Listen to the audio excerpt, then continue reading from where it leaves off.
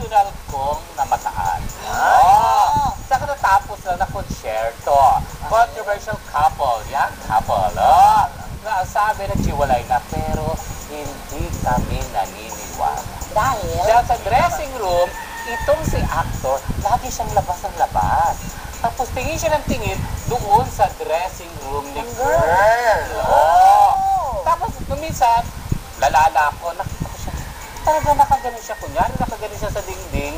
Kausap yung mga friend. Pero eto lang, ayan na yung dressing room ni girl. pinawatch na si girl. Tapos eto na. Ano na? Performance level na. Lumabas na si girl. Lumabas na si girl. So may mga dancers. Tapos si guy, pakasunod na. Nakaganon. Para sa mga giraffe. Oo, yun. Huwag ganon. Si girl ganito ah.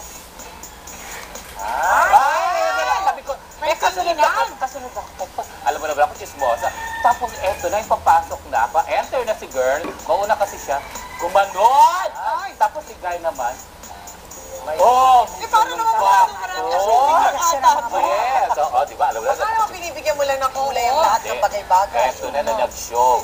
Merong mga spill na hindi nila sinunod, lalo na ng girl. Sabi niya, pwedeng kantahin mo itong kantang ito. Eh, ayaw na ng boy. Kinanta niya, wala sa script. There was a girl, there was a boy. Sino yan? Naku baka mamaya.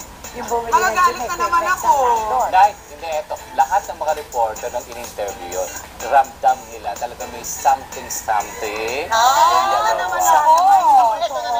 Magagalit na naman ako dyan. Mami ng girl.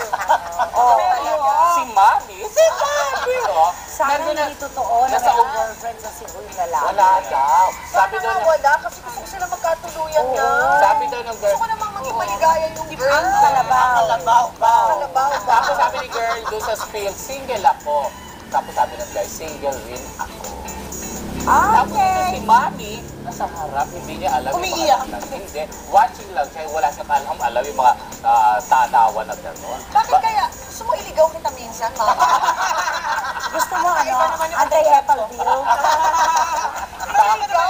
Tapos, eto, Iligaw si Mami. yung makeup artist katabi ko. Oo, tapos sabi, Di ba social na si Shalala, ang makeup artist? Oo. Parang kulayala. Katabi ko, sabi, di ba ako kumila? Si Mami lang naman ang may aya. Ito naman kasi. Sa live, gusto nila, tsaka sabi niya, feeling lang, silang dalawa. Sila talaga yan. Oo. Sana naman, para ang kalabaw ay magkaroon naman ng premyo sa kanyang pagtatrabaho. Pero ako eh, siguro si Mami, bigyan na ng laya. Sana ang kalabay magkaroon ng magsasaka. Yes!